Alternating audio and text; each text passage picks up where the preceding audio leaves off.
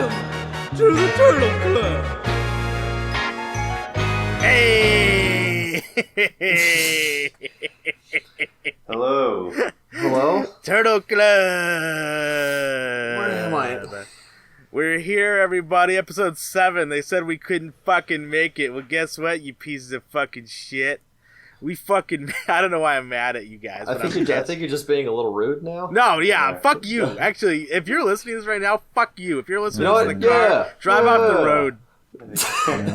Oh. No, what? I'm starting strong. I'm doing it, okay? All right, let's introduce ourselves. My name is Michael, and I've watched The Master of Disguise 79 times this year. Oh my god! Jesus fucking Christ. Oh, shit. Okay, we'll get into why that is, but I'm Oh my Eli. God. Oh, shit. How many viewings am I at? I think I'm at 47? Yeah, 47 watches. Alright, my name is Dave. I'm up to 35 watches. Okay, all right. And we have a guest. My name is Alan, and I've watched Master of Disguise 15 times this year. Whoa! Oh my Whoa! god! Jesus Christ! Oh, I don't fuck wait, around. Alan, why did you do this to yourself? Oh, man. Well, I'll get right into it. So... Yeah, tell the people who you all, are. Why it's you're all here. very wrapped up in it. I am Alan. I'm a comedian, and in 2019, I decided to start a podcast where I watched The Cat in the Hat every single day for a year straight and recorded a reaction podcast every single day. And That's a lot of work. That's a lot of work. yeah, well, it's so funny because 2019, I was able to quit my job and just tour and do shows and just live off of comedy. Oh, wow. And so the first 6 months of that podcast is like me living out that kind of like dream of a year of like, I'm just doing this and it's going well. I'm starting to release like other people's albums for them. And this podcast is going places, and which is like an insane thing to think about. And I got to like meet a lot of cool people because of it and do a lot of cool things. And then exactly 6 months into that podcast, the COVID shutdown started. And I had moved home for the winter back to my mom's between tours, so I wouldn't have to keep paying for an apartment. And so the first 6 months of me watching The Cat in the Hat is a lot of like fun times, and the last 6 months, by the end of it, I work part-time at a hardware store and live at my mom's. And it's this oh, buddy. and that took a hefty emotional toll to go from like just doing live shows and then all of a sudden no live shows. Well, And I've been trying to, for the last while, like figure out how do I get back into comedy and like get my own groove going again. And then Eli hit me up about Master of Disguise, and I started watching this. I only had to watch it once a week, I was told, but I was like, I'm going to keep watching it as much as I can. And the suffering I felt, I was like, I missed this. And then Like a Stockholm syndrome. it really was. And then hearing you guys suffer through the last 6 months, I was like, I miss this. And I haven't been this productive as I have in the last month, like, I think since the COVID shutdowns. Master of Disguise, like, fully revived me. And I just kept going. This is I'm the glad it's motion. bringing some sort of positivity, I guess I'll call it to you. I couldn't believe it. Because I hate this movie. I fucking hate it so much. Okay, so quick. Okay. I'm sorry, I went on that. What are that your was a thoughts on long Master answer. of Disguise as compared to Mike Myers' Cat in the Hat? I can't believe. All right, so if you're listening to this and you know who I am, you know that I hate it if anyone brings up the Cat in the Hat because it has, man, it's like a PTSD. Yeah, no, I know that feeling. But now I'm like, that movie ruled compared to this. Oh, yeah. I've like talked to a lot of people, but like I miss that movie now. It's so much better. I like understand how good it is now. Okay, all right. Hey, can I run a scenario by you? Yeah. Master of Disguise every day for 3 months, Cat in the Hat every day for a year. Like Which again, one? or if I had never. No, done just it. blank slate. Oh, Cat in the Hat for a year. I almost did Master of Disguise. Wow.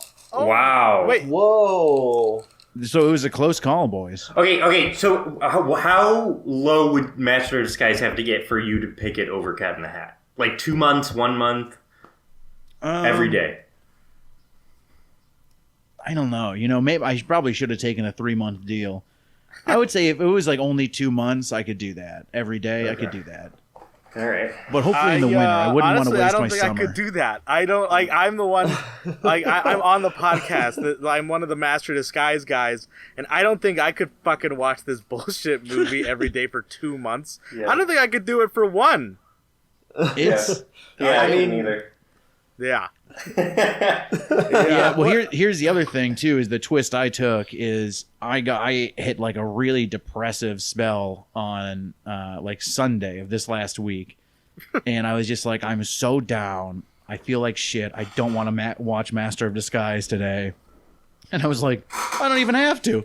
This is the best day of my life.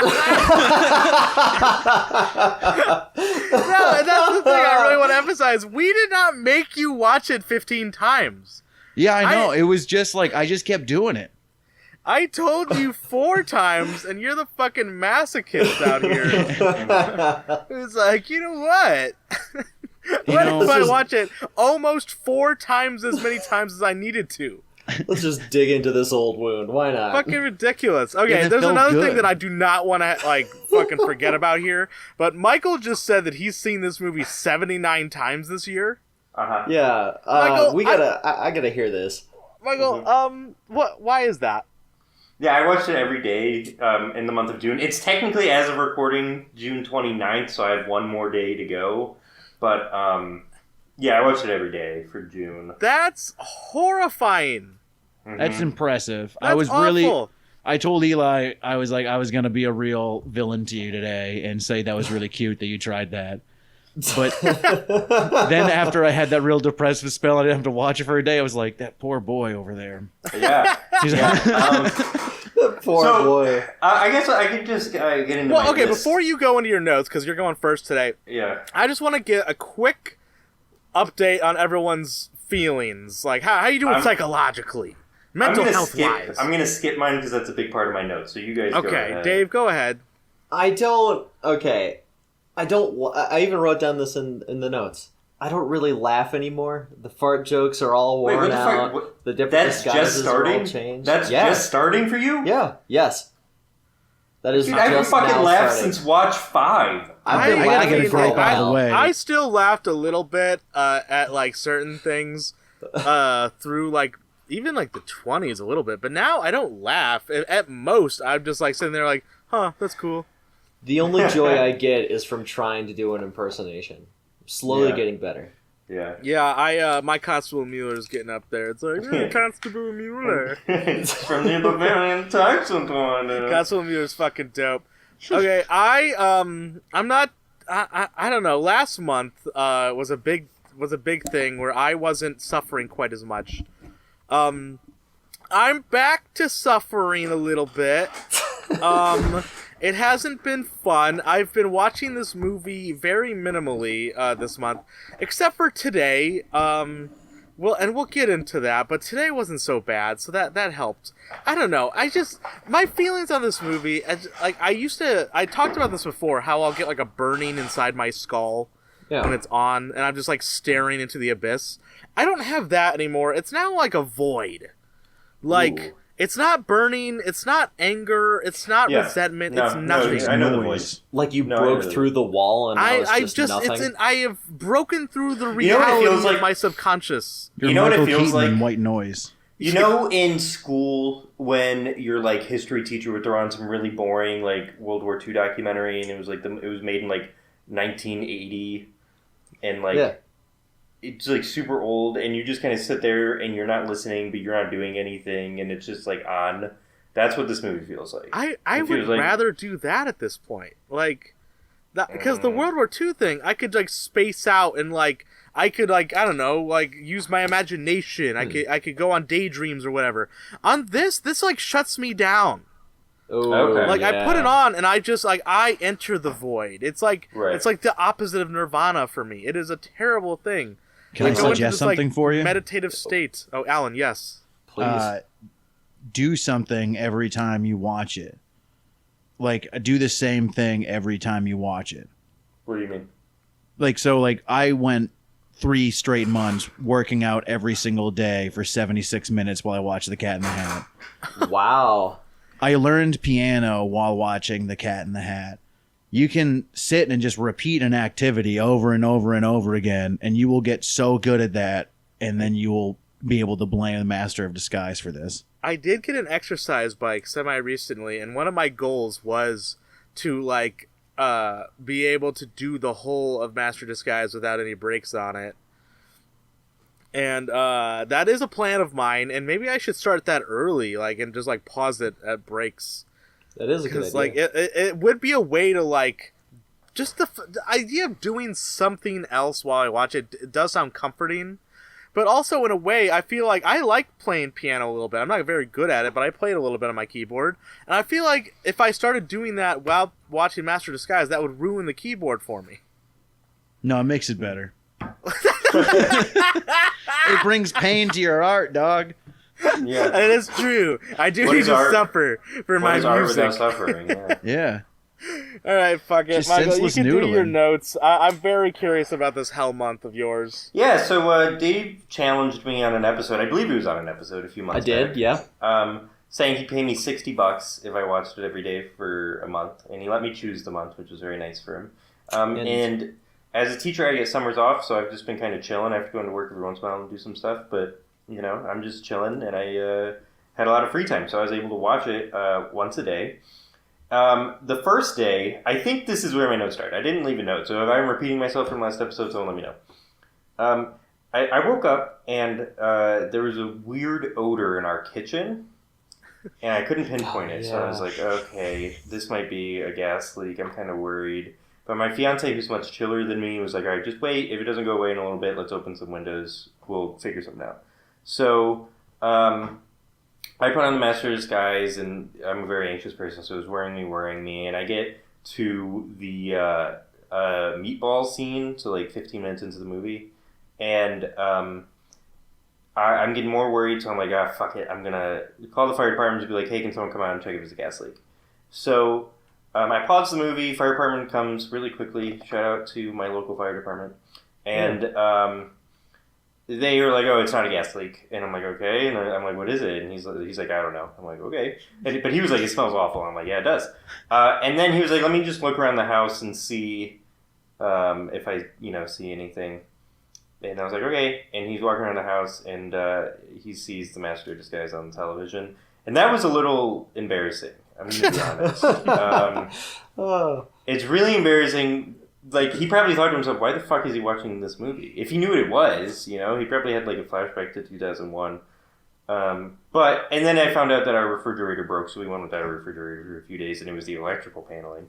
Awesome. That night, I woke up, and it was, like, 4 in the morning, and I started, like, projectile vomiting everywhere. And I don't know why. I think it was acid reflux, to be honest with you. But it was bad. No. On this show, we blame the Master of Disguise. Sure. Acid reflux doesn't exist. It was pistachio. You had Energico STDs, man. Probably. You infected yourself. See a doctor. Yeah, like literally like 4 or 5 times I threw up on the floor before I even made it to the bathroom. It was awful. And my fiance was helping me real quick, and I was like, I'll clean it up. Just go. And as I was cleaning it up, I threw the Master of Disguise on. Oh my god! Oh my god! And I stayed up. Yeah, so I stayed up and finished it then. But that was nice because I didn't have to watch it when I woke up. So it was like, that was kind of nice. You had the rest of the day. Yeah. You could write it up as like a weird nightmare you had. Yeah, I mean, pretty much. Yeah. And then so just getting into some other notes here, like it kind of bothers me how awful the grandpa is as a human being. Because he lets so many people get kidnapped in this movie, and I've kind of talked about this before with, like, he lets the father get kidnapped from PTO, but he also just, like, lets Sophia get kidnapped, and, like, it's just, like, it's a really stupid... Sophia gets kidnapped? Not Sophia. I'm sorry. Jennifer. Sorry, I was reading my notes further on, and they say Sophia. Jennifer. The Tush Queen? Yeah, no. Are you telling me that there's an alternate timeline within this movie where Sophia also gets kidnapped? Yeah, that's exactly what I'm saying. No, it's the same timeline. That's why she ends up with Trent. Yeah. Hold on. I'm gonna get to this. Hold on. I'm sorry. Shut the fuck up. So like he just really bothers me. I think he, I also have the theory or the fact that he like is the writer of the story, and I just think he's a true asshole. I'm not a big fan of Grandpa Disguisey, I'm going to be honest. I've been saying that. Like, the guy is an asshole, so the alter ego of the cuteness can be sweet. Well, like, okay, so there's a lot of things about, like, the cuteness thing that, like, make it so much dumber and almost, like, better that they cut that out. Because, like, if he's the cuteness for 23 years, how does he not know about the attic? Yeah, so literally that was the next thing I was going to say with that. Like, he should know where the attic is. That's part of the disguise, and that's why he knows immediately to touch the orb. But he's the one who asked Pistachio. We're trying to get Pistachio used to thinking and solving. yeah. This is part of his training. He knows that Pistachio's an idiot. Yeah, he's trying to kick. But a really good waiter. Well, I do have my own theories on the grandfather, but I'm going to save those. Okay, that's good. I'm revising an old theory of mine. I had an old theory that the grandpa's wife, was Sophia. I think that's bullshit. I'm not taking it anymore. This is my new theory. Sophia, Trent, and Rex, all three are working for Bowman. Oh. When Trent infiltrated by being with Jennifer and made sure that she got the job so that he could get information that way. Rex infiltrated by getting a job at Fabrizio's. Infiltrating Sophia. Yeah. And Sophia infiltrated by starting to date Pistachio, but she was like, oh my god, I can't fucking date this guy. He's a lunatic. And so what they were doing at the bar is they were discussing their next plan of action because they're like, Sophia, you have to fucking date him. And she's like, no, I don't want to. And so then when Trent freaks out on Pistachio and like it kind of ruins the whole thing because he's so angry at the whole situation, that's when Rex comes in and is trying to save it. He's like, I gotta save this for my boss or else we're not getting paid. And so he's like, hey, Pistachio, my waiter friend. But it doesn't work out, so that's my theory. They work for... So with this new theory, you are kind of like destroying several things with that. Because I really liked the idea that Trent, Rex, and Sophia were just there to have a threesome. Yeah, no, they still were. After, they regularly have threesomes. They casually hook up, but that's just beside the point. They have a nice little polycule. Yeah, I also had another theory where Sophia is still the grandma, and this still works like this, but my explanation for Sophia being the grandma is that Bowman found the Fountain of Youth in his travels and gave it to Sophia. He was a rare art collector, though. Yeah. That was my theory if I wanted her to still be the grandma. No, I like Sophia time travel grandma a little bit better. The Fountain of Youth? No, I like it better than the Fountain of Youth. I think time travel is more plausible in this type of universe.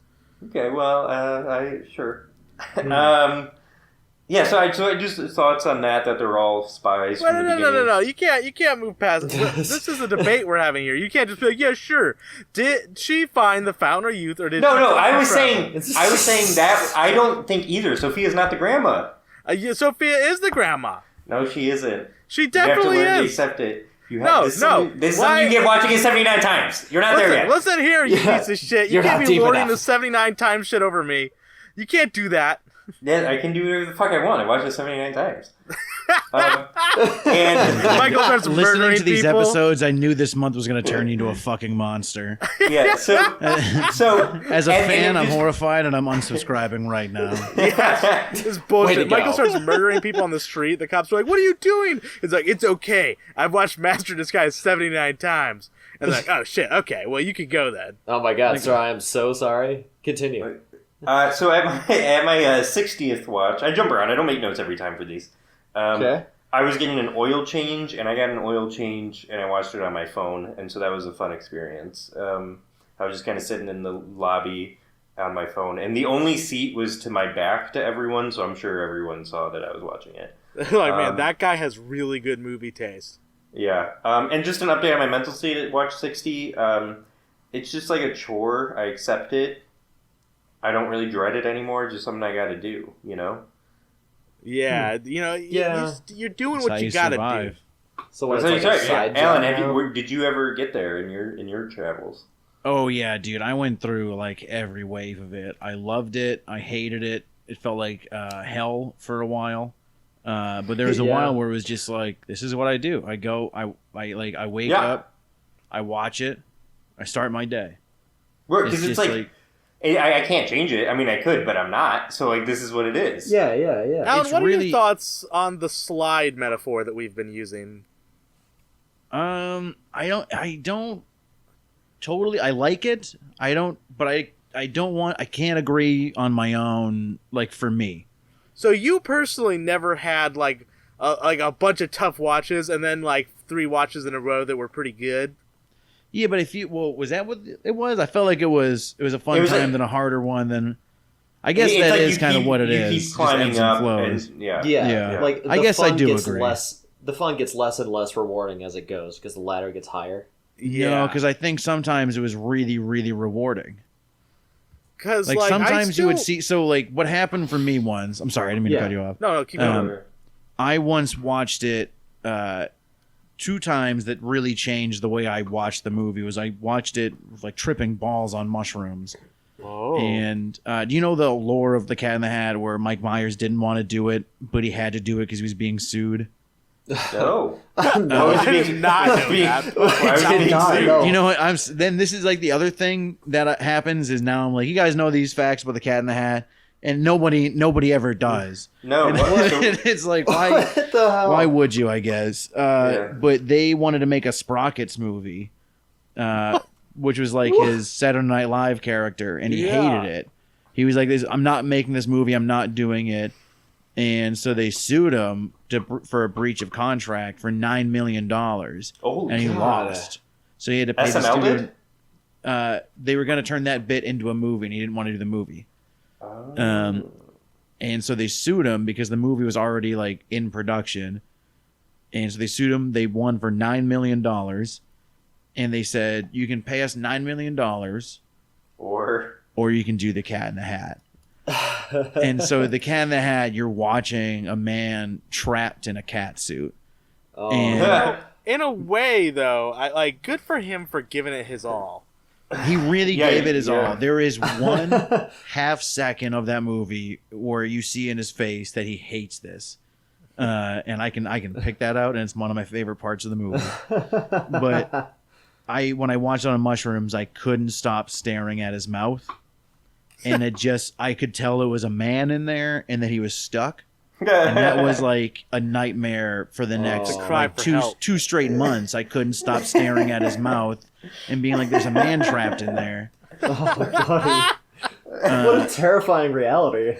Dude, and like this is like summer of 2020.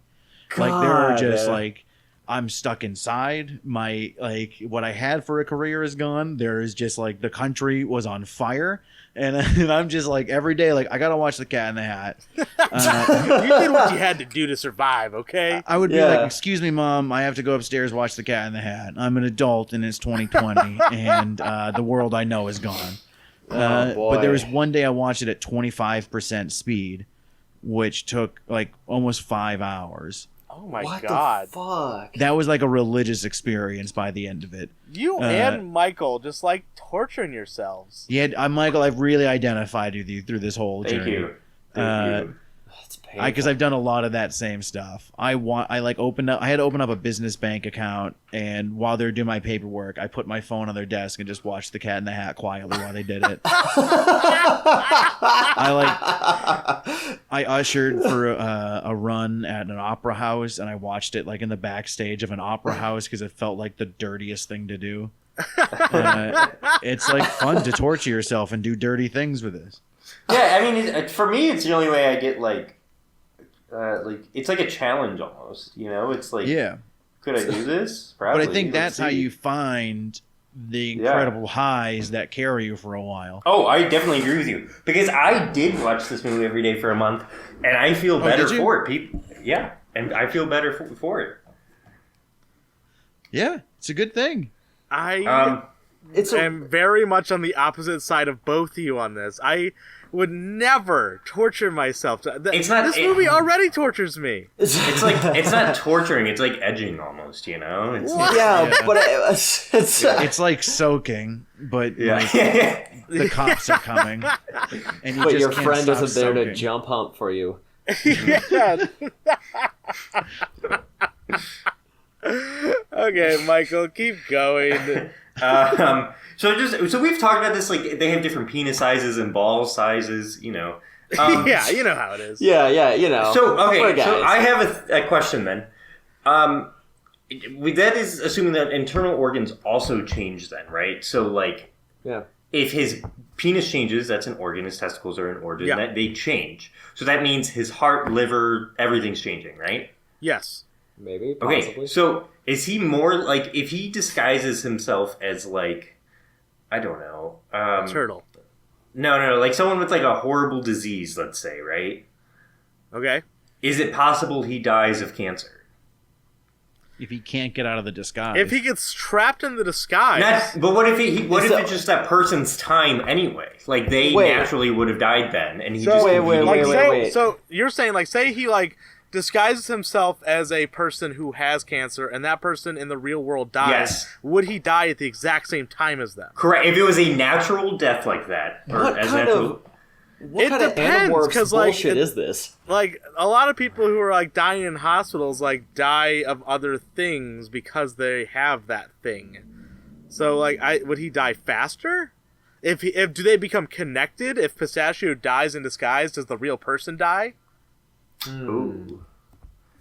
If he's dressed like George Bush, and then like he falls in that pool and dies in the fart pool, does the real George Bush also die? We can only hope. So I say this is my thinking on it.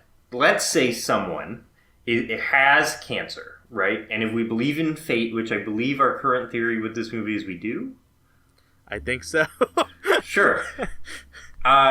We have to assume that this person's natural death would be at 79 years old and 5 months and blah, blah, blah, blah, blah, right? Yeah. That's when they're going to die.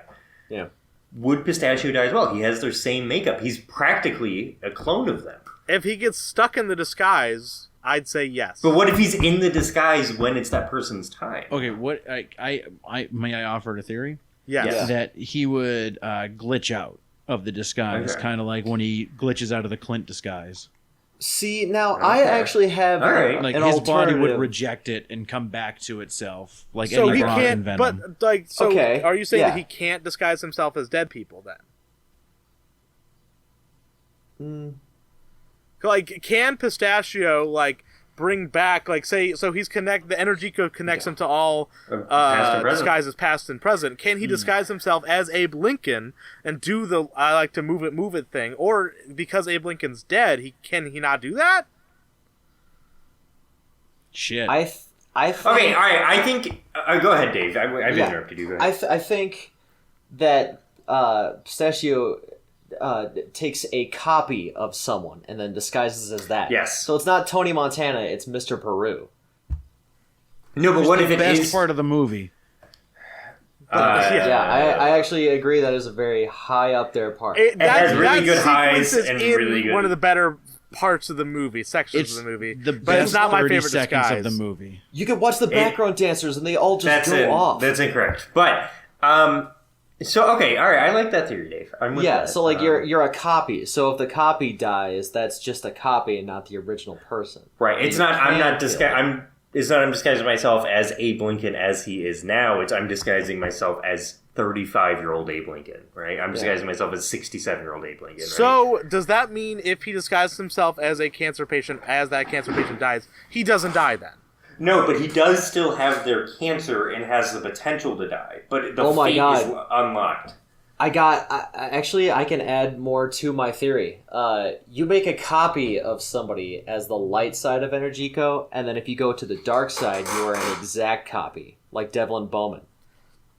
So, in the dark side, you would die at the same time as the cancer patient. Yes, because you presume their exact copy. Oh. That's interesting. Yeah. Alan, any thoughts on this? I like that. Yeah. I think that's pretty good. Because we don't really get into that very much, honestly, on here, is like the big differences between light side and dark side of energy. Okay, you know what it is? And this is, I've thought about that, and what it is that we are given nothing really about what the dark side of energy even is, and it's kind of like a joke that it exists even. Are you guys like avoiding every Star Wars reference, or, because like, it's infuriating that you haven't mentioned that it is like just the ending of Empire Strikes Back and then Return of the Jedi. Oh, absolutely. And I feel like that's the only reason they have the lunar module is so they can be on that spaceship, step on one hand and say you only need the one hand. So, and it is just the ending of Return of the Jedi with the take off your mask, be my dad, get off the dark side. So I think the dark side of Energico is just the dark side of the Force where like Pistachio's not going to lose himself. And I'm really heated about this because I've been like waiting like a full month to say this. But it's like, I think Pistachio won't lose himself in the disguise because he is more like straightforward like a Jedi, or like excitement and danger. They crave none of these things. And then the dark side, he's all about emotion, and that's how you lose yourself in that disguise. And that's why you do become an exact copy, because you completely lose yourself into it. Yes, thank you.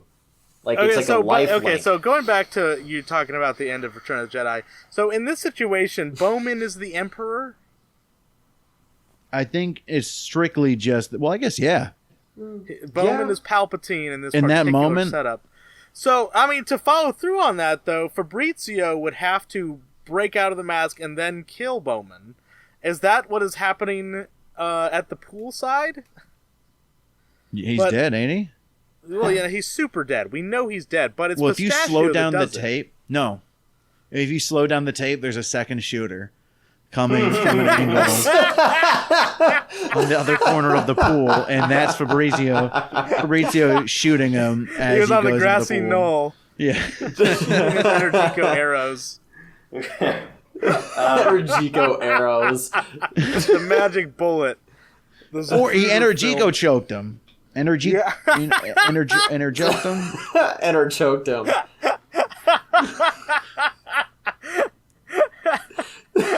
You know what? I am okay. Yeah, okay. Fabrizio did it. Sure. It wasn't. The main problem with this though is Fabrizio's next to Pistachio as he does it. Nah, well, in the shot where Pistachio is pushing him into the pool, do we see Fabrizio in that shot? No, we do not. We don't know what he's doing off screen. Do we? He could be doing anything. He could be joking him. Let's see. I gotta check this. Yeah, I'm checking as well. Oh boy. Actually, I think Alan raises a very interesting point of the second shooter theory. Second shooter theory. Look, this is the plot device that the grandfather used to change the disguisee history. He became the magic bullet through a time manipulation event. Because, like, we have said before that that this whole movie is the grandpa, like, telling the story to somebody. Yeah. Are we to believe that maybe he's trying to cover up for Fabrizio or trying to make Pistachio look cooler? Well, I think... Sorry. Go ahead. No, you go. I think I'm so close to when he kicks him, and you definitely... I got there. Yeah, you don't see him. He's you don't not see there. anyone. Yeah, he shot him. And then he's the first on the scene, because criminals always return to the scene of the crime. Yeah, no, but the thing is, you see Pistachio headbutt him? Are you saying that he shot him, like, in the chest or something? Or like, the off back. Camera? Well, I mean, it's invisible. It's Energico bullets. Yeah. Okay. But the STD just exploded. Sure. And the grandpa even says that at one point Fabrizio was the best master disguise of all time. So he has the power to shoot Energico bullets. Because he is even stronger than the strongest you can get from the dark side of Energico. Yeah, he takes both sides. Was the headbutt an activating event for the STD Energico bomb inside of Devlin Bowman's ass? They caused the giant fart. He had semen on the tip of his nose, and it touched his eyeball, and that's how it got into his stream. It was a lock and key situation. It makes Big too time. much sense. Yeah, it's like Cherry Pie Man. It's like obviously this is what the writer I have some other. I think you guys are wrong about Cherry Pie Man. I have some. Listen. Alan, don't you fucking dare, Alan. I'm going to give you a little bit to think about this. Yeah. Because I'm not quite done It's still yet. Michael's turn on notes. I'm sorry. You could back this down. It's fine. It's fine, but I want you to but until it's your turn, I want you to think about this and just know that all three of us are going to come at you. Okay. Just be prepared for that. That's fine, dude. I'm prepared for that. You think you're gonna fucking scare me? It's a promise, man. It's a promise. All right. All right, Michael, go. Continue your notes. So it kind of pissed me off. The grandpa gives Pistachio direct help, in my opinion, multiple times, and he says he's not allowed to give him direct help. Kind of pisses me off a little bit. Just another thing I hate the grandpa Training about. him isn't direct. Okay. Well, and giving him items to help him and like teaching him like general direction of where to start. Yeah. Direct help in my opinion, but whatever. So one day, it was last Saturday, I had a really, really busy day and I needed to get a watch in, and so I called Eli and I said, hey, if I watch this movie on 2 times speed today, if I do it on half speed another day, is that fair? And he approved it. So I got approval from another person, I backed that up. another host. Yeah. Okay. So the 2 times speed was the best watch of my life. So I recommend everyone do this at some point.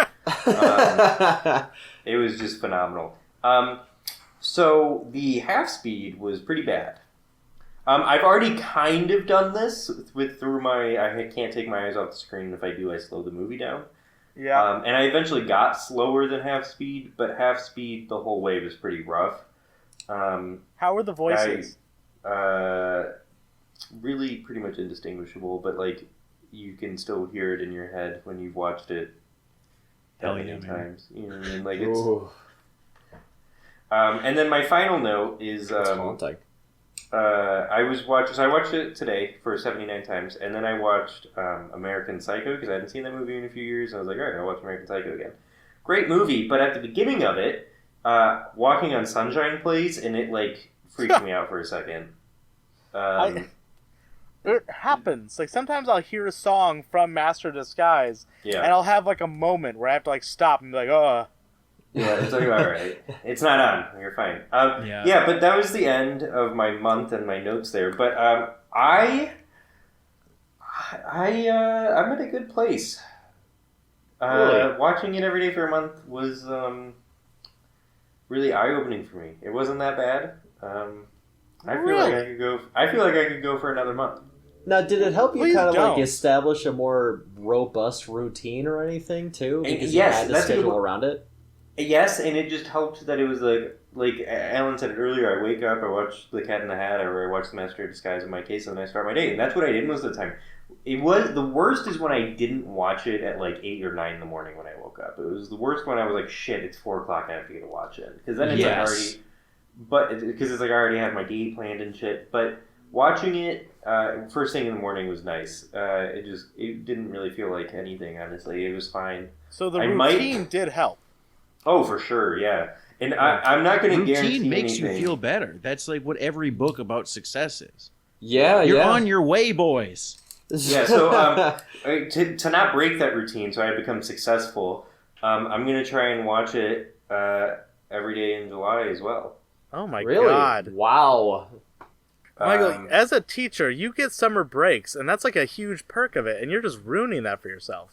Honestly. Right, yeah. I listen, I'm not guaranteeing anything. Like, June, I was confident I'm going to do this no matter what, just to prove I Michael, could. you have to do it. You already said it on the podcast. Yeah, We'll see you've now. already All right, now that pre-committed. Don't stand down, man. I believe in you, and All right. I will find you if you Yeah, you're did. making... Yeah, man, the I won't hurt you. city's got because, your I'm back, not like bud. insane, but Yeah. Alan's gonna dox you. I won't hurt you, but I'll come to your house. And, I'll show up, and that's gonna scare the fucking hell out of you. Yeah. And cops Yeah. aren't gonna understand Weapon. anything you say. I didn't watch Master of Disguise every day this month, and this man showed up at my house. the cat in the hat, guy. He'll do it, and he'll I'll make it show up look like dressed an as the accident. cat. Yeah, I'll make it look like a bloody accident.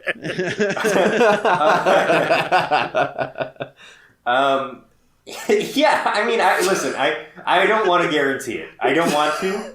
But you do have to. You do have but- to. I don't want to die, Michael, but I have to. Yeah, pretty much. It just, I feel like I could do it. And why not? We'll see. Okay. I believe right? in you. If you are putting that on yourself, My won't stop minimum you. goal is 20 watches in July. But I want to try and get 31. Is there 31 days in July? I think there are. I guess good for you, Michael. It's just feel like it's just what weirdly it's jealous. it's just who I am now. I'm the guy who watches Master of Disguise. Well, that's what I'm worried It's about. beautiful. At the end of this year, Michael's just going to be a VHS copy of Master Disguise. Yeah, like, what No are you going to longer a do man. after this? Like, how lost are you Dave gonna will own be? him. Yeah, and Dave will buy him on eBay. Yeah. After this year, like, I'm still looking forward for it to be over. Like, I don't want to pretend that, like, I'm having a good time. I don't misconstrue anything I'm saying by this is a good movie. The movie's gotten worse with each watch, honestly. But it's just, it doesn't bother me anymore. It's There's who I am. something fun about it. Yeah. You are About above fucking yourself up the like Master this. Disguise. Yeah, it's like, it's just, I'm the guy who does that, Everyone has a thing. Just like that Fucking- Creed song, you've been taken higher. Yeah. So, like, Yeah. you're just accepting that you're that guy? It's not that I'm accepting that I'm that guy. It's accepting that, like, I'm always here for a challenge. And if I think I can do it, I might as well try, right? What, have you discussed this with your fiance? What does she think? I haven't told her this, no.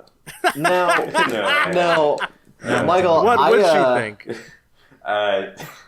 She I think she's just accepted it at this point, and she would just kind of like sigh and shake her head. Probably, I think she doesn't complain as much anymore. Which I will say 1 month actually. I didn't bring this up, but Eli came down to visit me with his wife because we had something planned, and that morning we made breakfast for them, and then we were trying to figure out something to watch, and we threw on Master of Disguise, and I watched it with Eli. And that was a pleasant time. It's always good watching it with someone else. Yeah, it's nice. It is. Our significant Our, others left the room to voluntarily do chores for a little bit.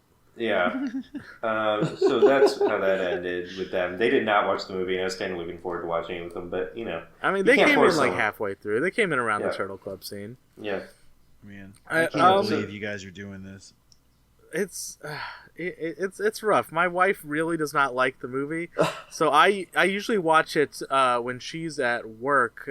She is out of town this week with some friends, so I squeezed in a lot more watches today than I normally would have, just because she's not here to stop me from watching Master of Disguise. It's I just feel like, bad. It's like I don't want you guys to like do well. I want you guys to get worse in this for my own enjoyment of like I'm not alone. I think that's a lot of people. Like the people that I've spoken to who listen to this, they seem to like it more the more that we hate ourselves. Yeah, but it's not because I want to watch you suffer. It's because I'm sick of suffering in the deep end of fire alone.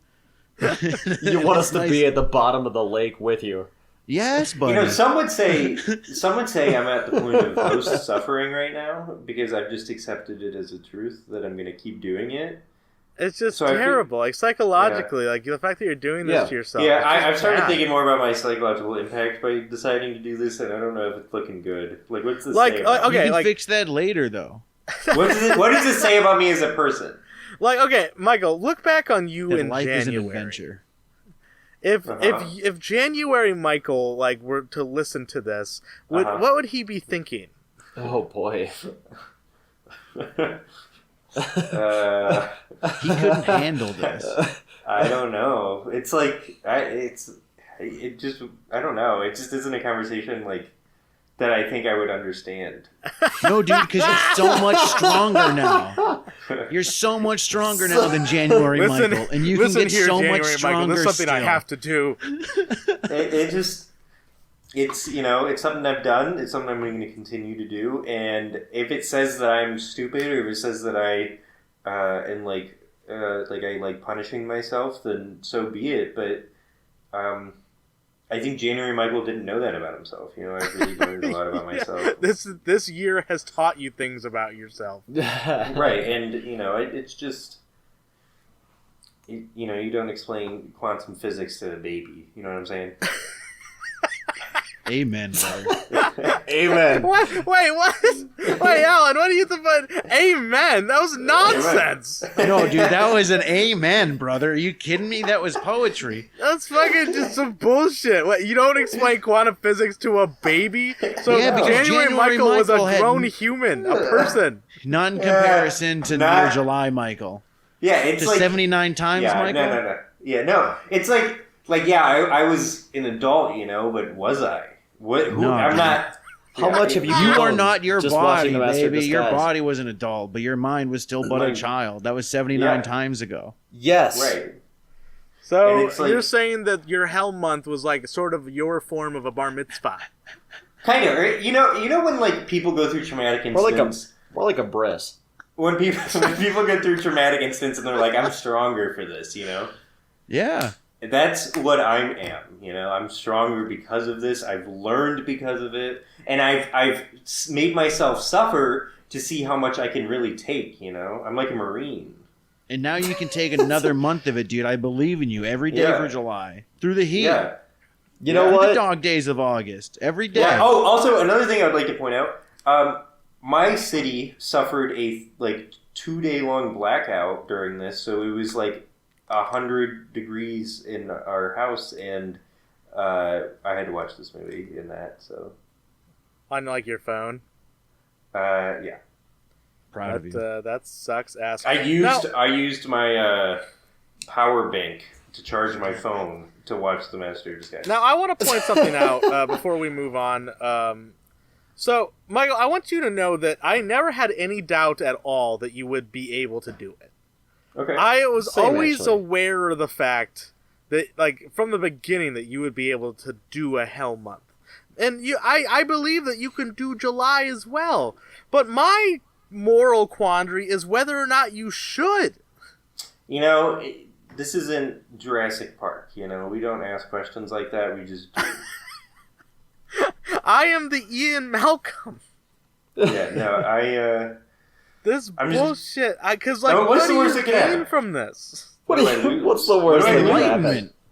What do you mean, what do you lose? So much time, first of all. You're going to spend it away anyways. I'm gonna die one day anyway. Yeah, man, and it could be tomorrow, and you could have missed all this Master of Disguising. Yeah. On Michael's headstone, it's going to be like the Master of Disguise. Yeah. The This is bullshit. Okay, Michael, This is do you have any terrifying. more notes? I'm all good. Congratulations on the Hell Month, you freak. Yeah. Alan, would you like to go next? I would love to. Go ahead. All right, so I have a lot of notes. I'm just gonna kind of read through them. They're not separated by watch, so I think it'll be obvious when it comes back to it. Let's see. This movie takes its time. This movie takes so long to start, Yeah. and it has 3 theme songs, 4 credit gags, and then 2 post-credit scenes. Is the ballsiest, most self-indulgent thing. That is just insanity. I know, it's a great movie. Yeah, it's The something. movie It's feels like it simultaneously hates itself and loves itself too much. Yeah. It's funny because The Cat in the Hat is written by all staff writers. They've all written on Seinfeld and Curb and Veep, and you can tell that movie just moves along constantly, you've written a million sitcoms. Whereas this takes so long to get going and hangs itself up on its own jokes that you can tell these guys don't know how to write for a full movie. And these get more nonsense as this is still watch 1, so. Well, no, that's absolutely true, because we've always said that I feel like Act 1 doesn't even end until like the Turtle Club scene. Yes. Yeah, it's a lot of buildup. And it just meanders. Like it's like, so if the credit sequence, right, stayed the same with the 3 panel switching, if it was just disguises that you're gonna see in the movie, that would at least introduce a concept in the main credits, but it just takes a full like 2 minutes to do anything at all with a bullshit song. Hey, whoa! Hey, come on! No, I agree with that. It's not that great. It's so exciting, a little scary. No, you know what? I've actually grown to like that opening bit. Yeah, just because it's a time where I can look at my phone. Yes. And not feel I started bad about it. muting it for the last 5 watches and putting on different songs. Wait, you would change the music? Oh, dude, I've been through this already. I'm not doing it again. I'm like, no, I'm listening to other music while this happens. You're a veteran, yeah. You could throw on some corn during the intro. I highly suggest watching this to more albums. Like, I found a lot of albums from the 90s are about exactly this length because that's when CDs started becoming more popular. So people were making albums that would fill up a CD. So there's a lot of albums that are like 72 to 79 minutes long that are like pretty perfect to sing stuff like this up to. Okay. I did with Blood Sugar Sex Magic was pretty good. Goodbye Yellow Brick Road was an incredible album with a Cat in the Hat. I would highly suggest these. I was thinking of your theory, and I was trying to think of some of my favorite albums I could sync this up with. And Death Grips, the powers that be is almost perfect length, so I might sync it up with that. That seems like a good experience. Putting Death Grips over the Master Disguise would be a bizarre experience, I feel. But for some reason, I feel like it would fit. Yeah. You know what was really fun is I listened to your podcast while I watched the movie. And it was like watching it with some weird commentary track. That like didn't quite sync up. Yeah. We were thinking of doing that like sometime this year as like a bonus episode, like all 3 of us watch it. But I almost feel like we need to get past like a little bit further into the year to do that, because right now when we watch it together, all it is all of us just saying like, this sucks. Yeah, this is the worst piece of shit. The 20th anniversary, when is that? September? That's in August. August. Yeah, that's too soon. All right, it's crazy they have an entire plot moving conversation in brown face. Like it's not like it's like one of the most important scenes in the movie. It's essential. You couldn't cut the brown face out of the movie ever, and it's just like forever has to be there, and that's insane. Yeah. Well, they had the scene where he played a little person, and they cut it because it was too offensive. Right? I don't know. So that's in the IMDb trivia, and I'm not sure how true that is because I've never seen that anywhere else. Okay. Because it also says that it's a 15-minute segment. There's no way this movie had a 15-minute segment. Well, it's pretty long for such a short person. It would make it a real length of a movie then. Sorry. Yeah, I just don't see that happening. There's already deleted scenes that we've seen that would could be added into this movie to make it even more normal length, and they would have been fine. Honestly, I like the deleted scenes. I think they're some of the better scenes from this movie. They clearly had no idea what they were doing this entire time with the movie. It's ridiculous. Alan, continue. All right, you guys are not going to like this one, but I wrote this. I had watched it like twice in a row because like middle of the month I felt like I hadn't watched it enough. So I just watched it back to back, and I was pretty stoned, and I'm just going to read this verbatim, and I'm going to take the heat. The Mr. Peru scene is an oasis of comedy heaven amidst a desert of sharp sands like glass under an ever-burning sun of white-hot fire. His grunts during the dance scene are also very funny. You're so brave. I like part of that scene. I love the Mr. Peru scene. I'm a big fan of dancing very seriously. And that's so his specific. face, but you know what? It gets me there. And when Mr. Peru's there, it's just like, oh man. I don't care for Mr. Peru very much. I don't understand that because he is the best part. I don't hate him. I don't dislike him. I think he's there's 3 or 4 scenes in a row in this movie that I would consider the peak. So that I did want to ask you guys each if you have your oasis within this movie. Well, I'd say that the Mr. Peru scene is part of my Oasis. It's like, because it starts right there, and then it goes into the Quint scene, and then it goes into the poop scene, and then Constable Mueller, then Terry Suave, and then that's where it ends. So like that little segment, like that, just that whole thing, fucking with Bowman's guards and stuff, it almost like would make like a better like 11-minute short sitcom episode. Like a cartoon, where like that is entertaining enough for me. You know what? That's an interesting point. Is that section is kind of structured like a cartoon, and like it's paced kind of like and I like that. Like when I say I like it for this movie. It's still terrible, but that segment, that whole section right there, that like 10 minutes of this movie, I would say is the Oasis. Like that's the sweet spot. And then it immediately gets terrible again because it goes to the bar scene. Yeah. Dave, Michael, am I right there? Yeah, I think I'm in agreement. If there's one moment, like one specific moment in that is my favorite, it's Clint saying the ice cream man line. That is a great line. That is the pure, like, I feel like I'm on cloud 9 when he does that shit. Yeah, the ice cream man, take the risk. It gets me bricked. I agree with you that the better scenes are essentially Devlin Bowman and the henchman being messed with. Like, but it starts with, like, Gammy Num Num for me. No, and shut up. Kind of like, it kind of goes up and down as, like, the scenes, transpire. Like, Constable Mueller is the shittiest fucking disguise in the movie, but then you get to follow it up with like Terry Suave, which is like, pretty good. Alan, what's your thoughts on Gammy? I hate it. I hate her. Yeah. And if you look at his eyes and at his mouth, you can tell he's so enjoying himself in that moment that it makes it so much worse. Dana's having a good time. You can see that he's like, oh, me popping in like this is really gonna fucking get him, and it just don't get me. Yeah, it don't get me at all. Bad. It's really bad. I don't know. I've grown past hating Gammy, and now I just feel very middling about Gammy. I don't hate it anymore. I just it's hard to hate anything anymore at this point.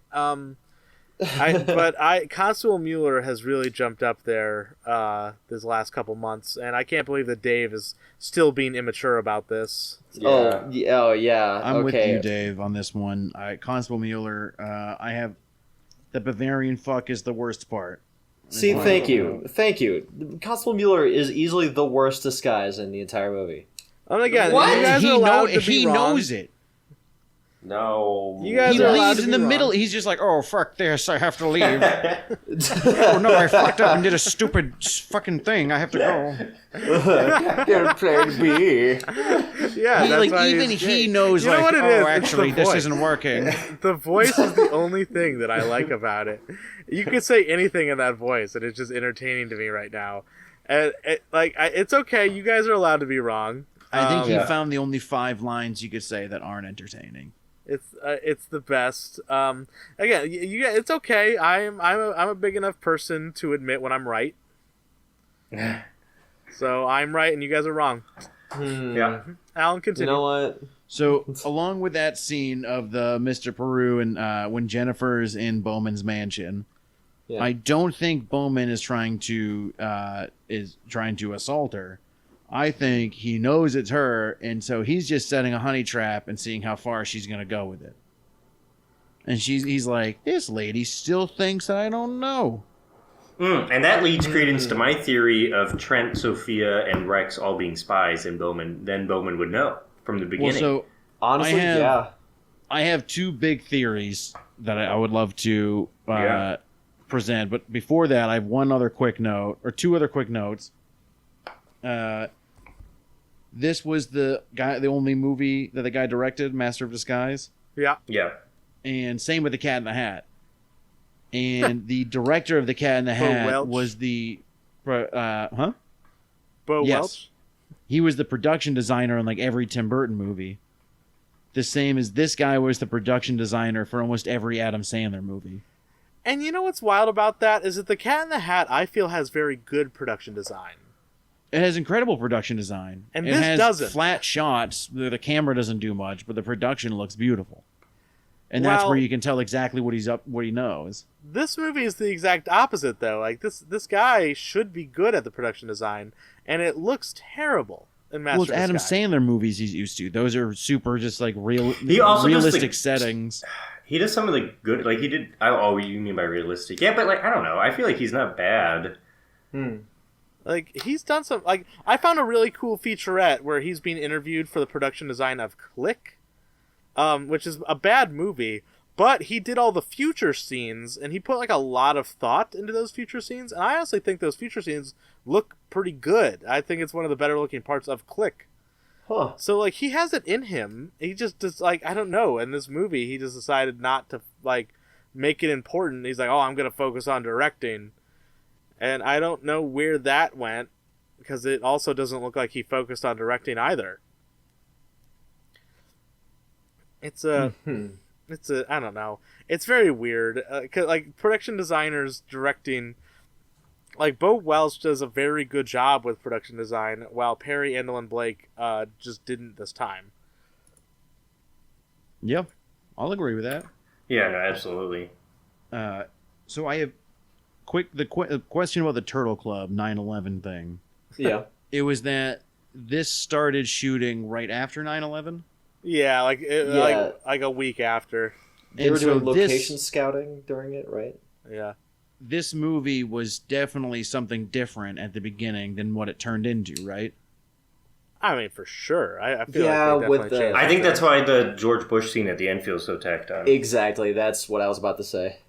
As if like maybe this now had to be like more like child friendly and like even and like kind of nice and silly because 9/11 had just happened. Oh, so you think that the reason, because we've talked about this before, how it feels like an adult like PG-13 comedy pared down to like be for children. You think Right. that was because of 9/11?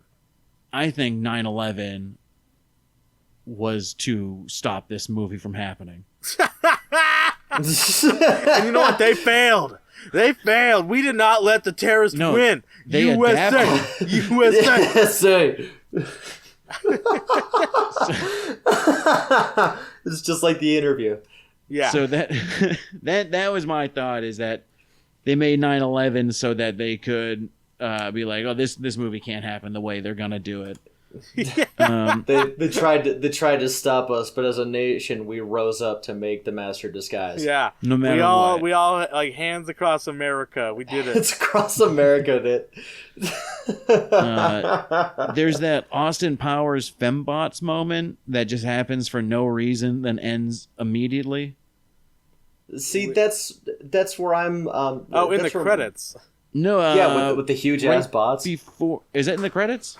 Yeah, Yeah. and the credit scene where they have the women with all the big butts. Yeah. Okay, yeah, that is just like, it's not like it's not making fun of it. It's just doing it again. No, it's so funny. I actually never made that connection. That is just ripping off Austin Powers. Oh, Like, yeah. Oh, I thought I brought that up once. Yeah, 100%. Absolutely.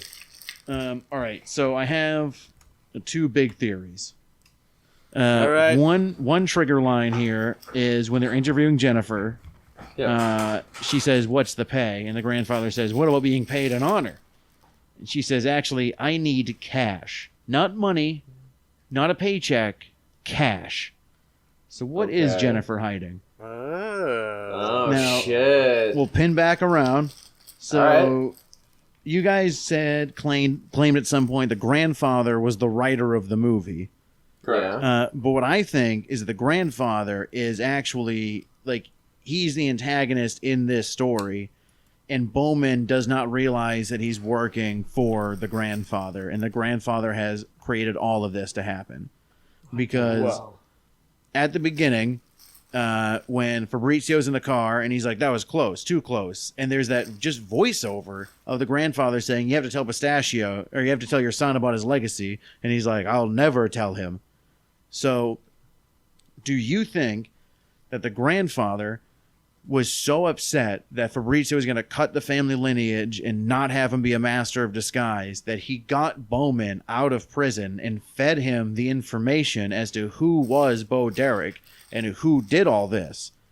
And then orchestrated all of this to happen, brought all these secondary players into play just to get his family back in line and make Pistachio a master of disguise. Why do you wait 23 years? I love it. Because he had there's a lot of moving parts. He had to get all the secondary characters together. He had to get Bowman out of prison and fed all that information and take his time. And that's why he rejected all the other assistants. Well, I think here's the thing.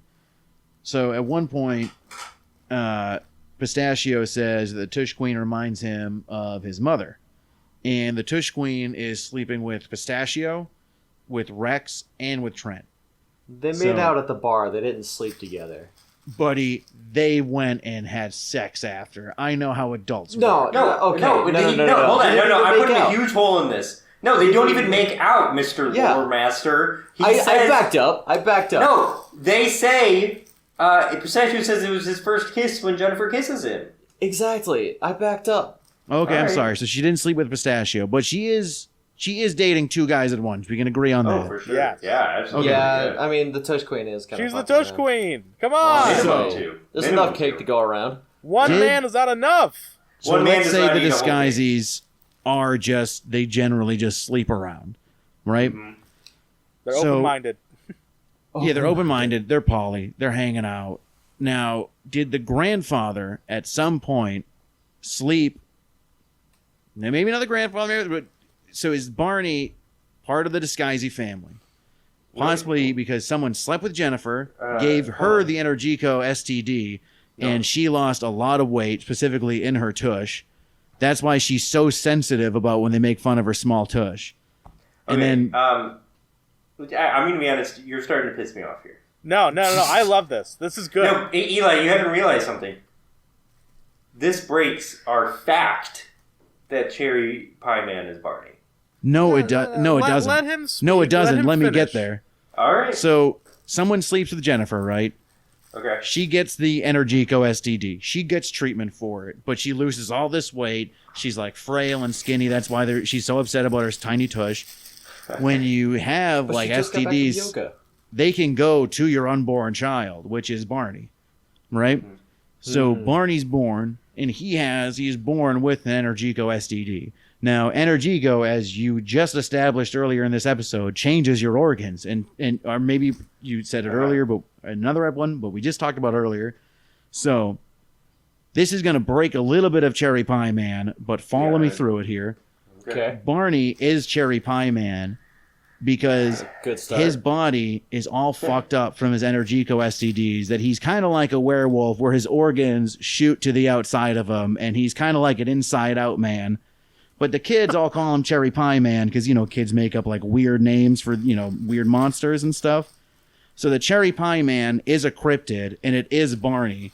And he is just this weird inside-out moaning, terrified creature because he doesn't know what's happening. And then, so are you saying that it is still possible for there to be a Cherry Pie race that goes back to the Civil War and fought for the Yes, but the fact that Pistachio dresses up like a cherry pie is a coincidence. No, because Barney tells him. Yeah. To dress up in the cherry pie? He whispers to him. Like immediately. He does. Well, he is Cherry Pie Man. Barney is Cherry Pie Man. Like, yo, I got and he tells. So, okay. We can make this all work. So you said that Jennifer slept with somebody that gave her the Energico STD. Why couldn't that be a Cherry Pie Man? We've said that the Cherry Pie are the dark side of Energico.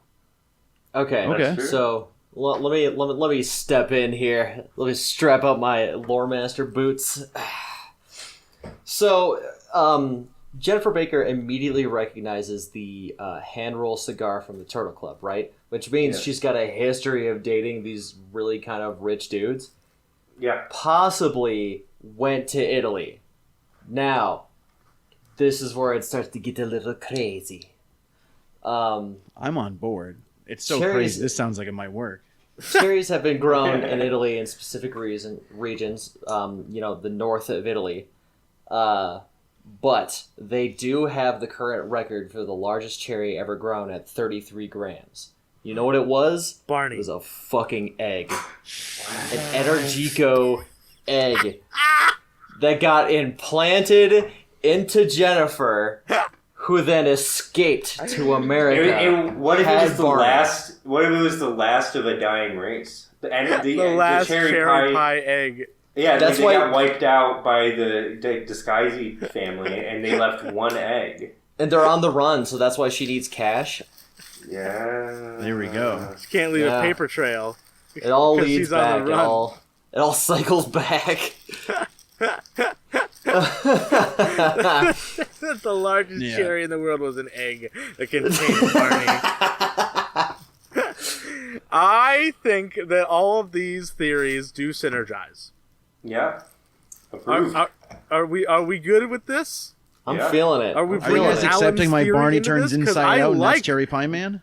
See, Well, okay, like, so he my was theory born is when- as- yeah. When Barney, since he's a half-seed, when he uses his power to disguise himself, that's when he bursts inside out. I don't think he uses it. I Oh, don't think it he knows how to happens to use him, it. like on I a think it full just moon. happens. See, I think it's actually quite kind of the opposite. So he's like a human by default that disguises as Yeah, only a that's what I'm cherry. saying. So like he'll just go into this like But Raven that's dark when side moment. instead of disguising, he it bursts out of him. His skin Yeah, reverses. it's- Like the the dark full side. moon makes him turn into it. Yeah. So, the all right, I full guess cherry. we need to figure out: does he choose for this to happen, or is it just random? Because I think he's not a disguisee by a full blood, or not a full blood Energico. Mhm. He was born with it as an STD. He's never been trained on it. I think he kind has of like no a- idea how to use it or what his power is. Much like Pistachio couldn't help but mimic everybody. Right. Okay. He's like 1/4 cherry. I think he'd be Yeah. half cherry, right? Well, he'd I- be yeah. Well, I he has think a he'd be half cherry cherry. pie man and Jennifer. Yeah. I He's think half that's cherry. beautiful. And again, another thing that Alan said that I don't want to get lost is I really like the idea that the grandpa orchestrated all of this. Yes. Yeah, because he wrote the book. I like that. Well, I like that he orchestrated all of this just to get his family back on the Energico religion. It's Sure, the only thing that makes yeah. sense of that weird, the like voiceover interacting with Fabrizio at the beginning. Yeah, yeah. I'm very... Alan, you thought that you were going to get us a little bit peeved with that, but honestly, I think that both those things are wonderful. Very, very acceptable theories. Thank you. This is how we know we got a professional. We're not fucking around Yeah, anymore. this man We gotta- knows what's up. This guy, Yeah. this is a guy who came prepared. Okay. Oh yeah, I watched this a lot and really stoned, really late at night, a bunch of times. You know what? You know what? We have too many guests that come on here, and they just react to our bullshit. Alan is out here. He's contributing to the bullshit. Bringing in the gold, really. This man is a Thank bullshit you. artist, just like us.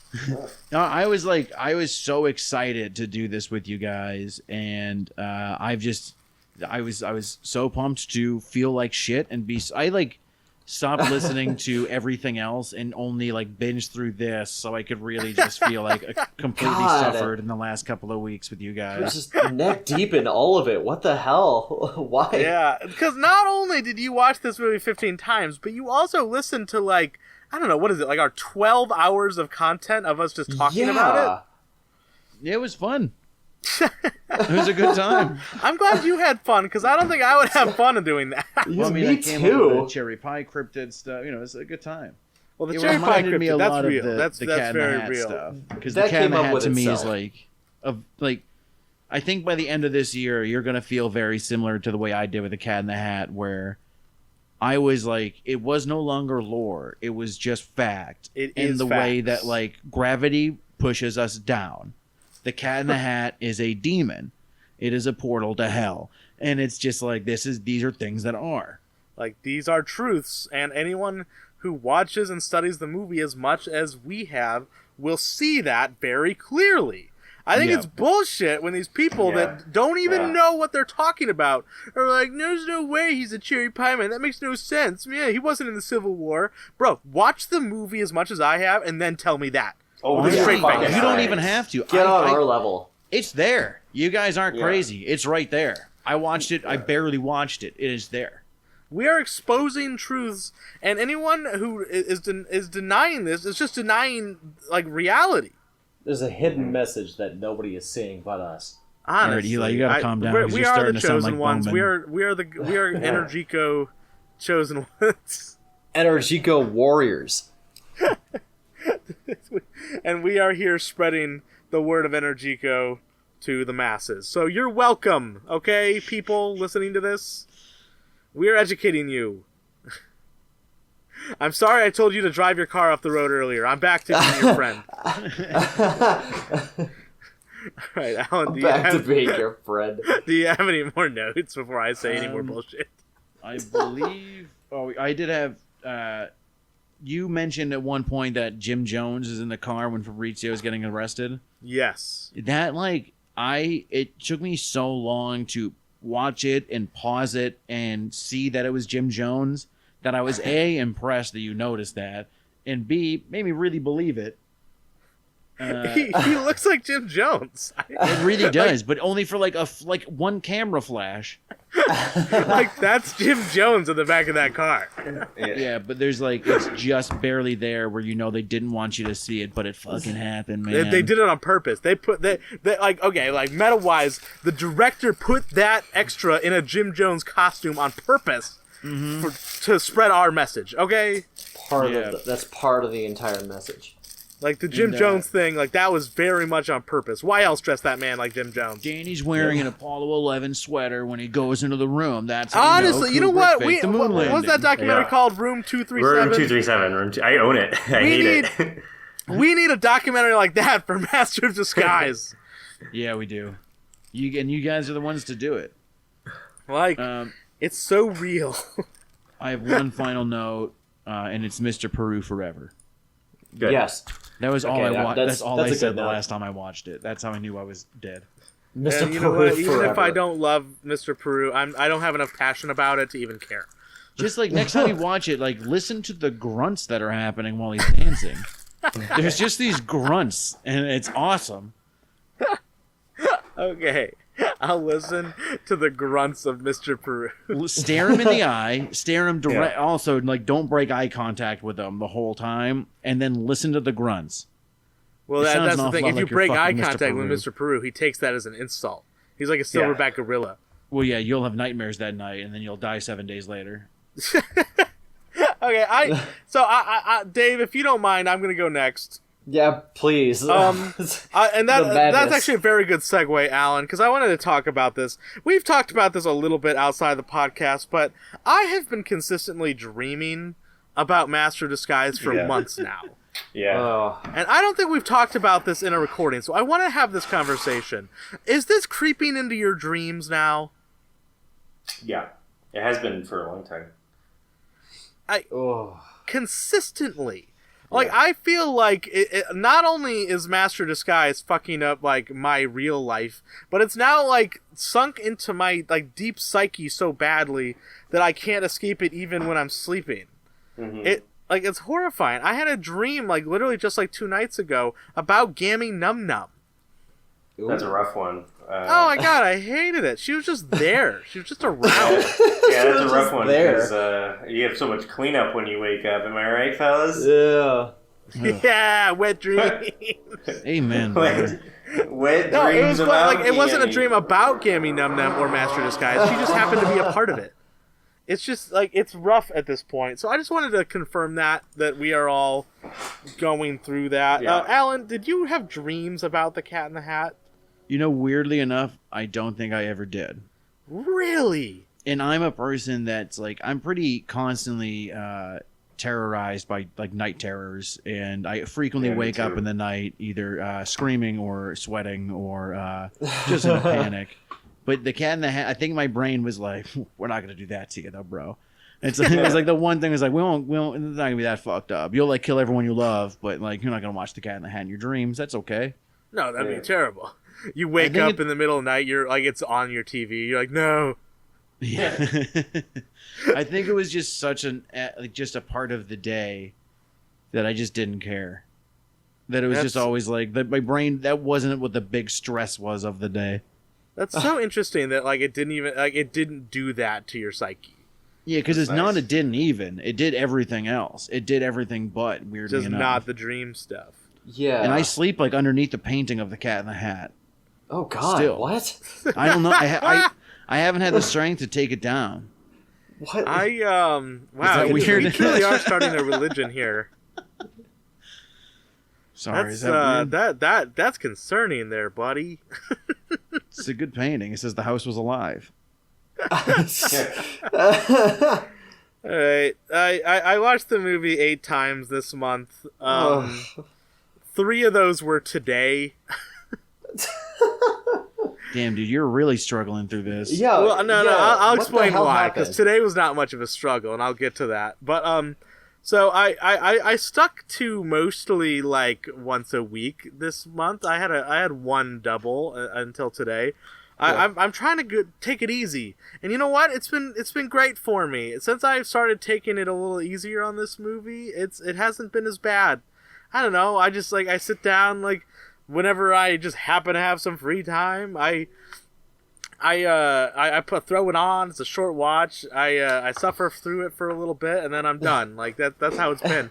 It's still not a fun time when I'm watching it, but it's only 70 minutes in a week, so that's fine.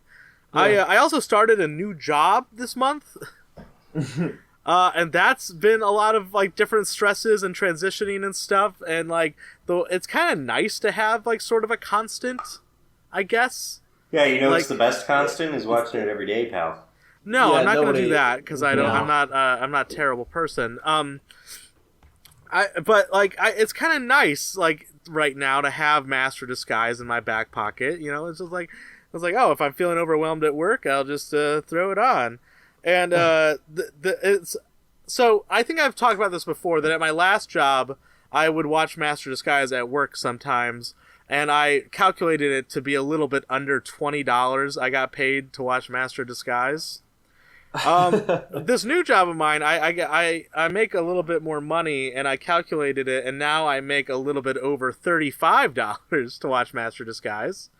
And I watched it twice at work this month, so I made about $70 this month watching Master Disguise. So honestly, it's a good statistic to measure on. Oh, it's a racket. I'm gonna send this to your It's boss. a racket. Yeah, I was gonna say, make sure you add some bleeps into that sentence so that you can keep that going. No.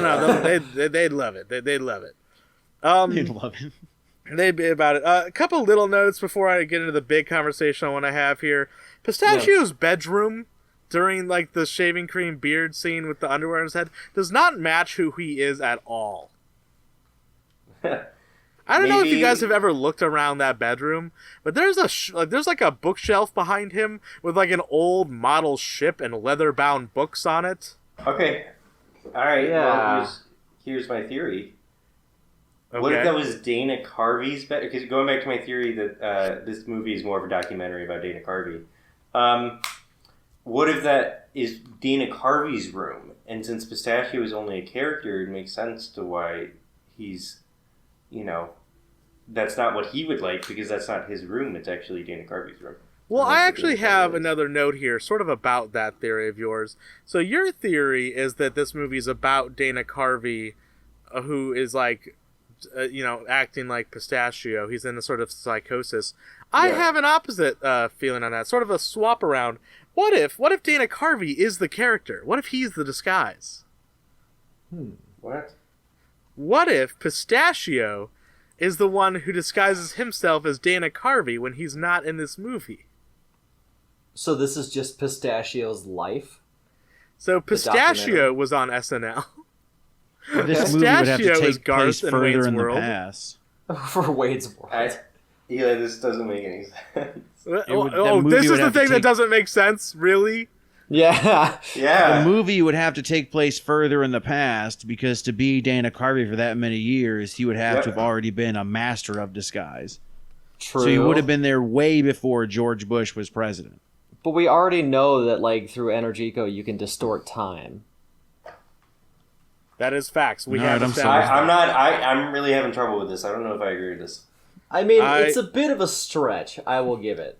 It's just something to think about. I didn't put that much thought into it, but I thought it could be an interesting thought. Well, don't admit experiment.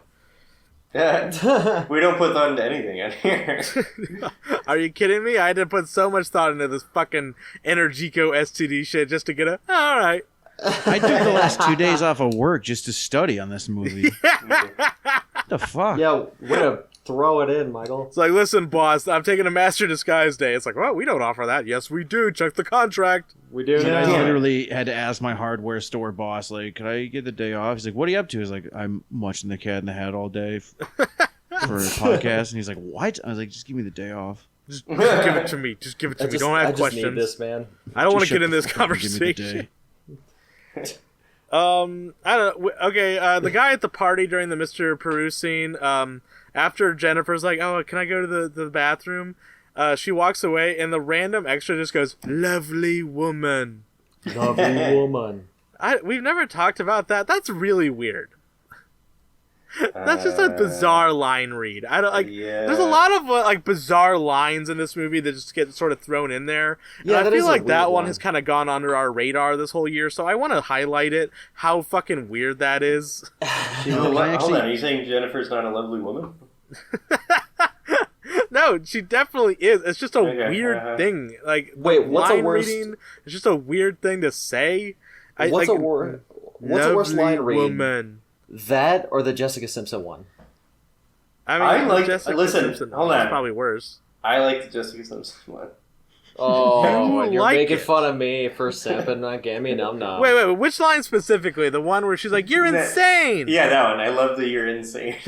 See, because in that scene, the "you're insane" thing is bad, but I love when she's driving away from the guards and they're like, Jessica Simpson. Yeah.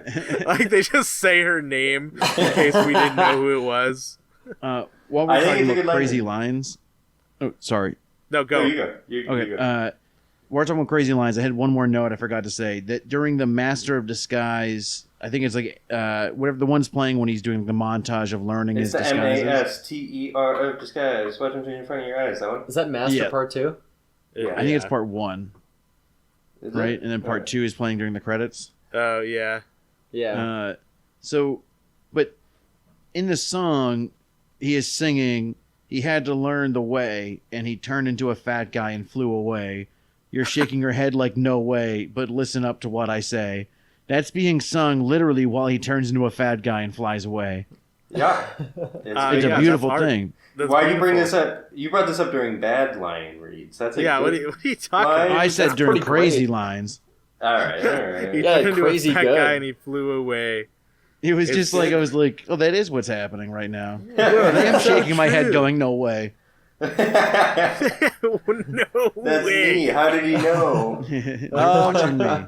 During the assistant montage with the Whippet song, that one lady says she's an executive secretary for Jensen and Loeb. I looked into Jensen and Loeb, and I couldn't find anything, but there's a law firm called Jensen and Jensen. Isn't it? Wait, I thought she said Jensen and Rowe. I thought it was Loeb. Because Jensen and Rowe, I looked this up as well, is like an architecture thing. Oh, I mean, that would make more sense then. Usually when I hear two names, I think law firm, so Jensen and Jensen made sense to me. And I was just coming up with some like headcanon that they used to be that in the universe of this movie or something. But Jensen and Rowe makes more sense. I could have just misheard her. Yeah, no, I'm unclear.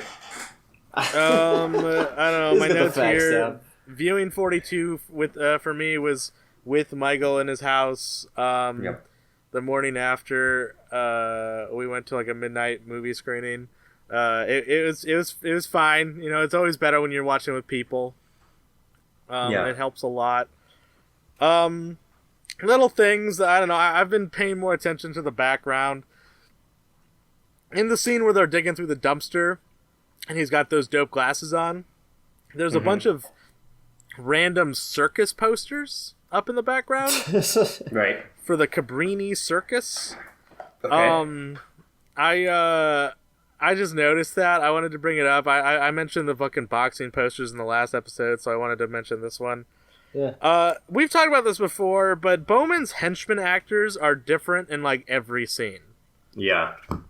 like there's some overlap between like some scenes, but like it's never the same two guys. It's quite the little squad then, huh? Oh, it's ridiculous, and they all sort of look like each other. So I'm wondering if it was like on purpose to make us be like, oh yeah, it's the same two guys. Yeah. And he just has a type. Yeah. The big bald guy is the same big bald guy more than the other guy is the other guy. Yeah, I think isn't the other guy in the scene where they kidnap Fabrizio though? Yes. And he's at the mansion, and he's at you see him like one or two other times. But the bald guy is more consistently himself. But they also, in the scene where they steal Fabrizio, they have like this other big guy that isn't the bald guy. Right. Yeah, it's just some other huge henchman. Dave pointed out that during the scene where they're like, oh, the henchman could not stop her from being kidnapped, he pointed out that it was just like a doll. He's right. That's just a fucking dog doll sitting in that window. Yeah, the cuteness is just the cuteness puppet. does not move. If you watch that, it's just like completely still. It's definitely just like a stuffed animal. Yeah. He was shocked and surprised. He was scared. Yeah. No wonder he couldn't stop shit. Yeah. Yeah. The kid who gives Pistachio a rose at the girls' school thing, there's like a moment where he looks basically like right at the camera lens. If you pay attention there. That's an all-girls school, too. Where does the boy come from? Yeah. He lurks. It's across the street, Dave. All right, so that brings me to today, the big thing that I want to discuss about something. And this is so funny, because Alan mentioned this earlier, but I took shrooms today and watched The Master of Disguise 3 times in a row. Nice. I've been wanting to do this since basically the beginning of the year, and I figured this was a good time to do it. So I'm gonna walk you through my process a little bit. At 12:30 this afternoon, I got off my very short shift of work. I worked 8 to 12 today. Then at 12:30, I made myself some tea, drank, and I have some shroom powder. Drank it all up, and I was like, all right, I got a good half an hour before I'm going to start feeling anything. So I went to shower, and, at first I was going to ride my exercise bike, but then I decided not to, so I went to shower. And then in the shower, it started hitting me immediately. Great. And I'm like, oh, fuck, I need to get the Master Disguise on now. So what I did was I propped up my phone on my shower counter and started playing. I've done that a few times actually. I started playing Master of Disguise with the shower curtain open while showering and starting to trip balls. I'm glad that was your first concern too. Yeah. It's like, I'm tripping balls right now. I should get the Master of Disguise on. Well, that was the whole point of it. That's a great scene. And so that was my first watch today, and I didn't obviously shower through the whole thing, though the shower was very comfy, and I was tempted, but I was like, no, I'm not gonna waste water. Yeah. So the whole time while I'm getting dressed and stuff, it's playing on my phone, and it's very weird. And then I pause it and I switch it on to my television, and I'm all showered and clean and comfy and tripping balls and watching the Master of Disguise, and it's a weird thing. So Alan mentioned that he had almost a scary experience realizing that's a man trapped in there. I had sort of a similar thing where I was watching Dana Carvey and I was just realizing this guy is. I felt bad. I felt very bad for Dana Carvey, not for because he's trapped or he's not he's having a terrible time. Mostly just because he doesn't realize, I don't know how terrible this is. He's he seems to be really putting in a lot of work. Yeah, I mean, he wrote the movie as well, so it's even extra. And then I feel bad. Do you think that Dana Carvey was sad when the reviews for this came out? Yes. Yes. I feel like this was I think he could be a leading man, and he fucked it up because 9/11 was against him. Yeah. Right. So I am of the belief against him. that he knew the reviews were going to be bad. I think he's smart enough to see the first cut of the movie and be like, "Shit, we fucked up." I agree there. I think he expected earlier. the bad reviews. You think during the filming? Yeah, because like I mean, if because this feels so dumbed down, I feel like that is a constant like noted every day. Well, he until made it's the just movie, by the end of it, he's like, "Fuck." Well, I mean, what Eli pointed out that he made the movie for his kids, essentially. Okay, So well, I that mean, blows my like theory it's. out. And then there's also well, like that's the what whole... he said in interviews afterwards, but that could be him trying to cover up the fact. Yeah, no, it definitely is. Because like in interviews and stuff when he's promoting this movie, he's always like, "Oh, it's a fun kids movie. I wanted to make something that my kids could watch." But that could just be him trying to save face a little bit. Yeah, like when like you criticize a movie and then people are like, "Oh, it's a kids movie," like it's definitely It trying to was a make kids movie. Right, he's trying to make I think that's like that makes sense to me. So, like I think he expected the reviews, but I think he was still sad about it probably. Yeah, I agree with that. I think he was sad, but he knew that it was going to be a bad movie. Just not that bad. And then so I finished watching my first watch through, and I took like a 20-minute break from the movie just to kind of sit and assess how I'm feeling. And it's weird, like sometimes when you're tripping, you don't realize like how hard you're tripping until like you like don't have something to distract you. Yeah. So like as soon as the movie ended, like and it like cut back to the HBO screen because I just sat through the whole credits. It like went to silence and I was like, whoa. I was like, Jesus Christ. And I had a hard time navigating the HBO layout. It's because it was overwhelming. There was like other recommended movies. Yeah, no, I agree with you though. HBO has a bad layout, and they should have tested it with people tripping balls. Yeah, honestly. No, it had like those movies on the bottom where it's like more like this, and I was like, no, I just want to start it over. Where's that button? But I got it back on. Watched it again, like.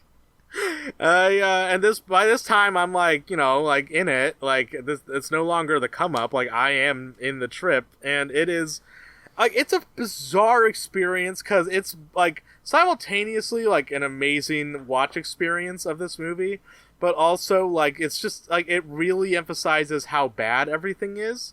Because like I'm not seeing a movie anymore, I'm seeing people just standing there talking.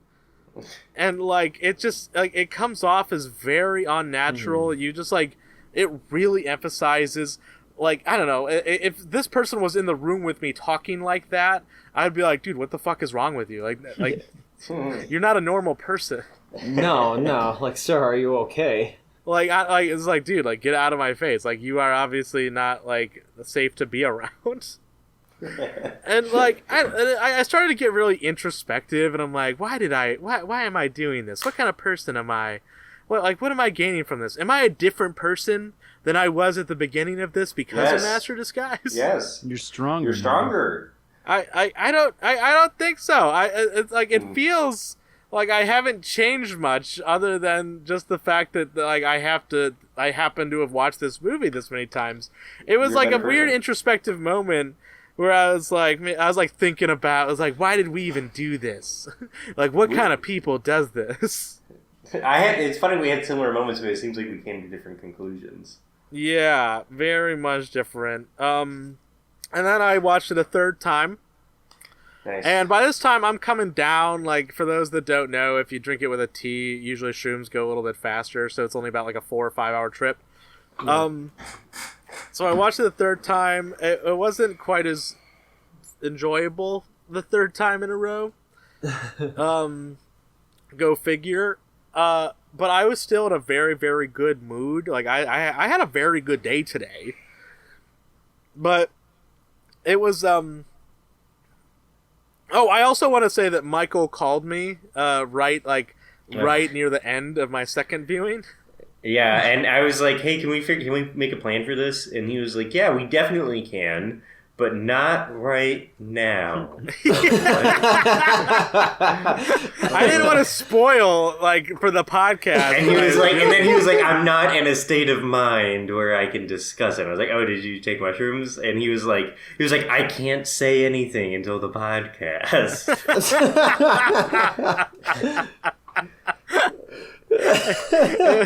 I was so excited when I got a phone call though. I was like, "Ooh, phone call, yeah!"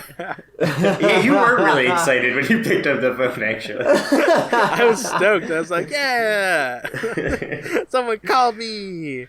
But so yeah, my third watch through, less notes about like actually tripping and more just like things I noticed. We haven't really discussed this yet. The Master of Disguise for Dummies book. yeah. I don't know if you've ever paused it and like looked at that, but I'm pretty sure that was just like a programming for dummies book that they just disguise Yeah. Because like if you look at Pretty the back of it, it unmasterfully. literally says like "Get programming today." Yeah.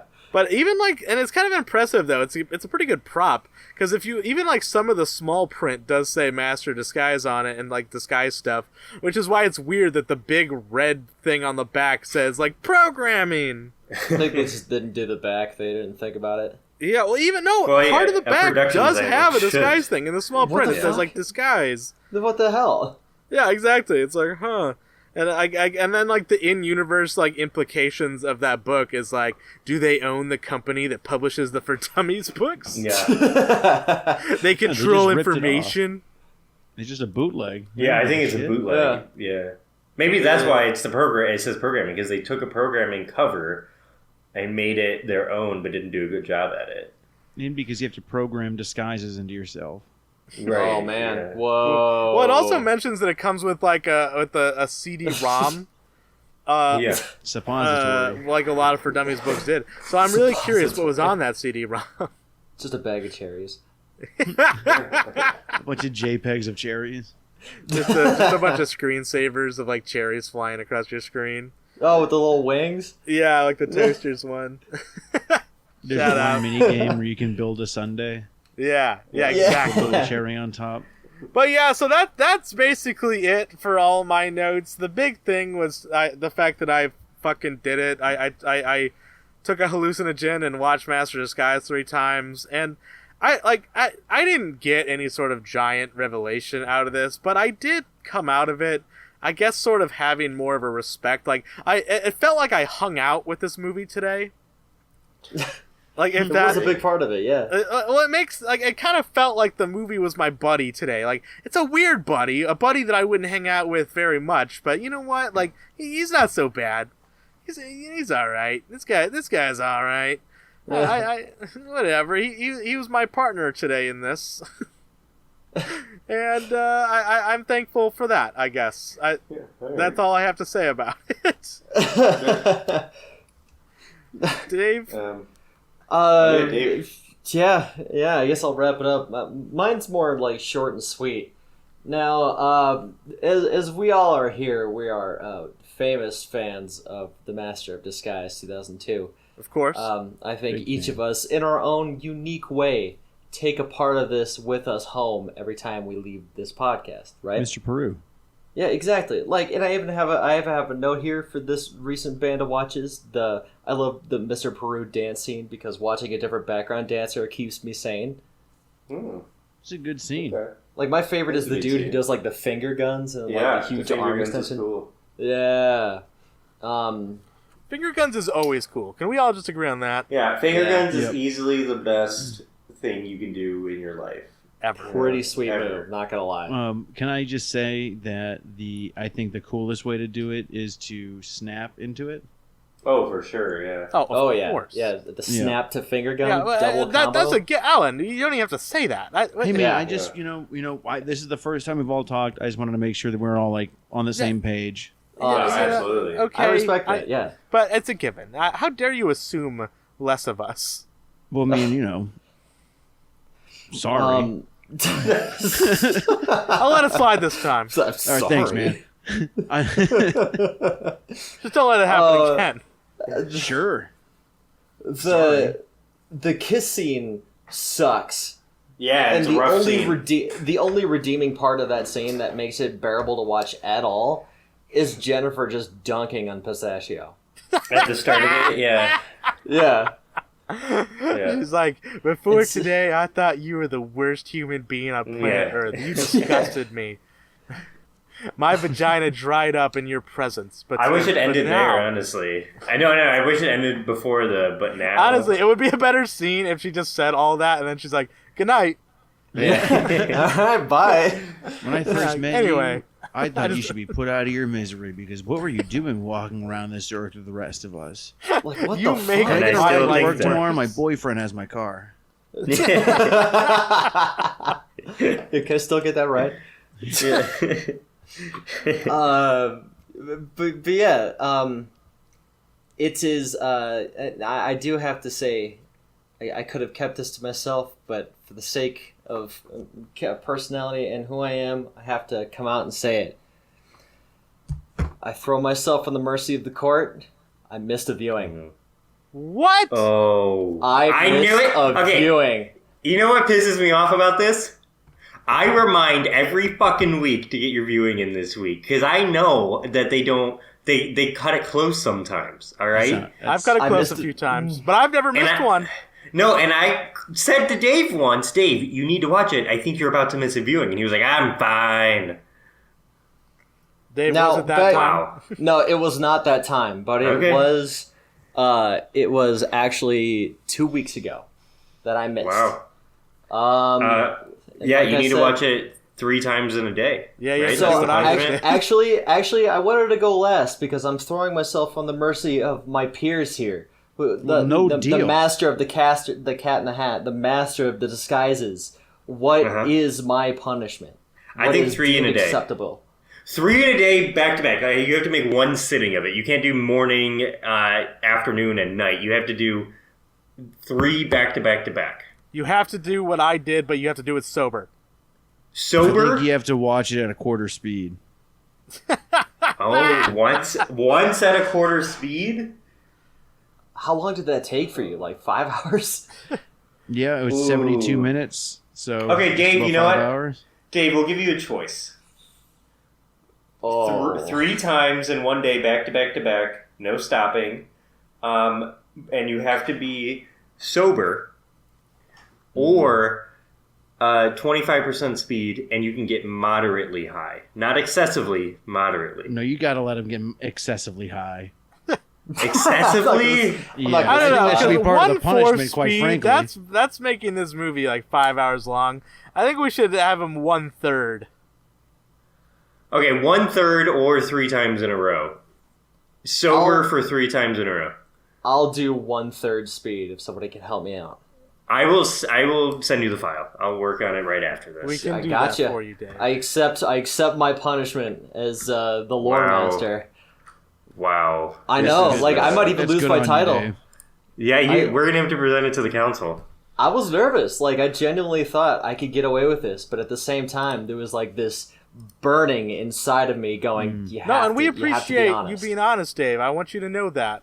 Yeah, like I'm on I- the light side of Energico here. Yeah, that took a lot to be brave and to admit that you suck. But Yeah, that you you're know, the worst. Oh, okay. So, does that mean that you only watched the movie 3 times in June? No, I still got 4 watches in this month, bringing me up But to it wasn't. 35. But you missed I a do, week. Yeah, I just did a double on yeah. one Damn, week and missed one. Damn, Dave. Yeah. Yeah. Dave, Is I it think kinda when you after nuts you that watch it at a Michael third of almost watched speed, it 10 times as much as you. I think after you watch it at a third of speed, you'll really like be the lore master, and you're really gonna see something that nobody's ever seen in this movie. You know what? You're right. I'm like I gotta lean into this just like you did. You kind of like brace for the impact, and then it's like a cool wave over your body. Okay, I have I put the times the file in Premiere and I changed it to 1/3 speed. And the movie is just under. Oh wait, hold on, it messed up. Hold on. Damn it, Michael.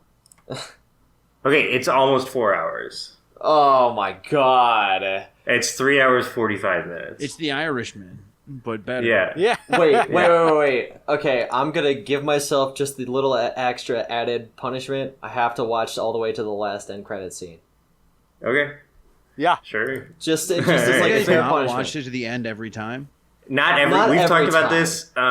Not every single time. I don't know. If I sometimes I'll let it like go through But I don't always watch all the credits. I don't do it blame you, over but I half also the time. feel like you should because the movie doesn't stop. No, for sure. Yeah. There's a lot of Yeah. bullshit in the credits. Too I much. see- Yeah. Yeah.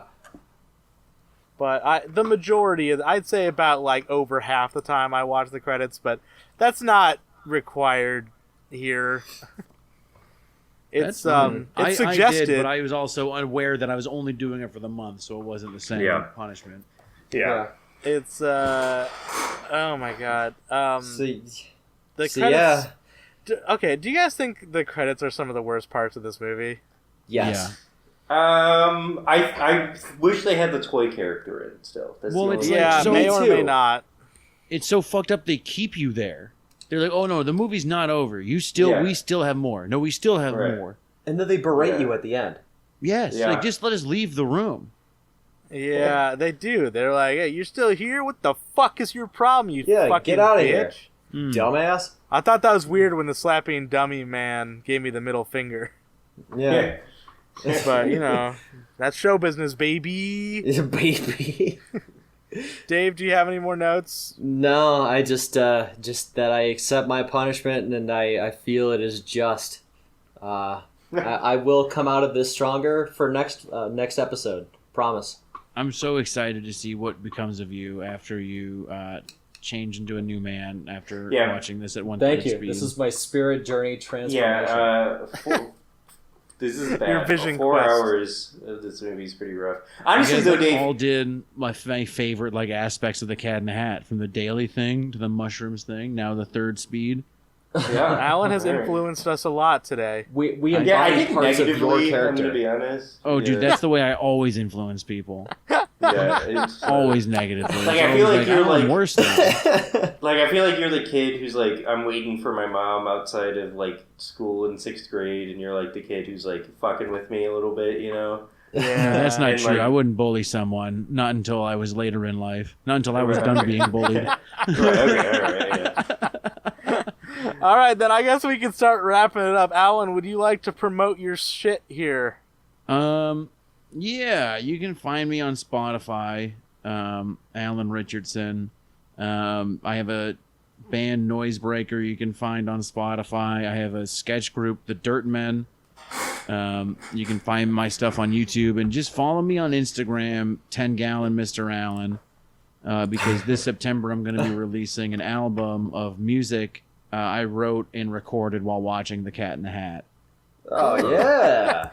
Yeah, and Alan told me about this back when we first invited him on, and I think that's fucking brilliant. Honestly. Thank you. It was like, it was a big thing where just every day I would watch it, and every now and then I would just hook up my USB MIDI controller, and I would have, you could set QuickTime Player to always be on the front of your screen no matter what. Yeah. So I'd have my, my workspace up, and then just still the movies playing, and I'd have, it going into one ear and the music going in the other, and I would just play music along to it. And I learned how to play piano that way.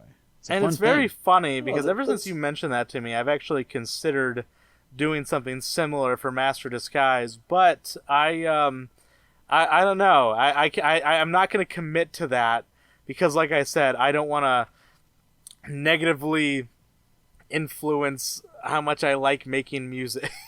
Yeah, I think just go with the flow with all of it. I mean, just let yourself do whatever you feel like doing next time you watch the movie. Every time, just live in this experience, boys.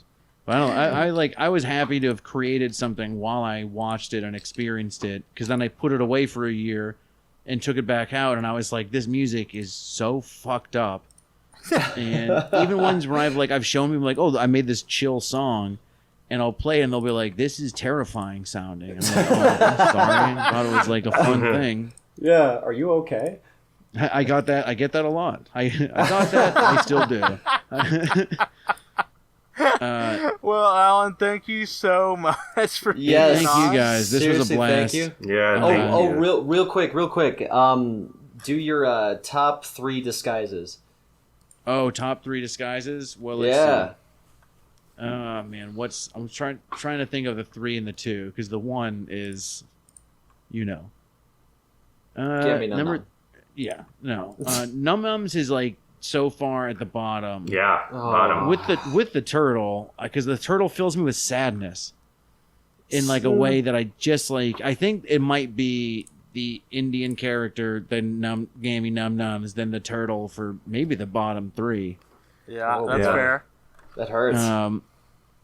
I don't think I like any of the discuss. Oh, you know what? No, it's Mr. Peru is number 1. Cherry Pie Man is number 2. Yes. And then I gotta say, just George Bush is number 3 because I. Okay, so it's kind of fucked. You don't have Clint or Terry Suave in there.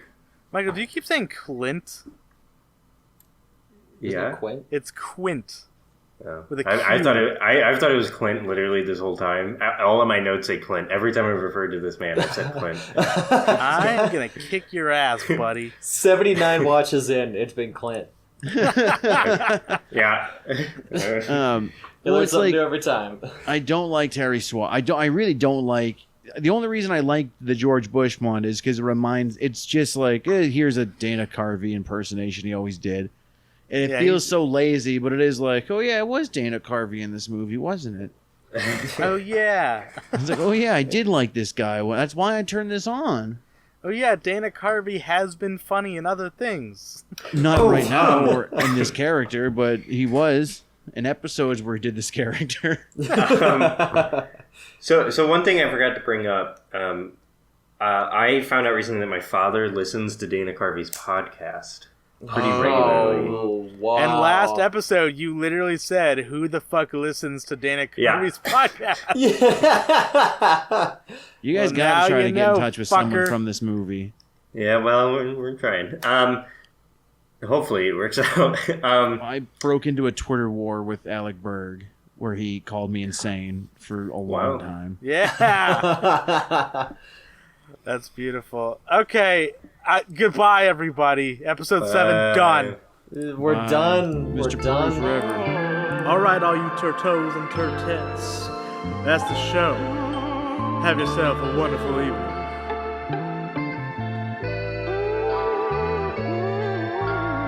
Bye-bye.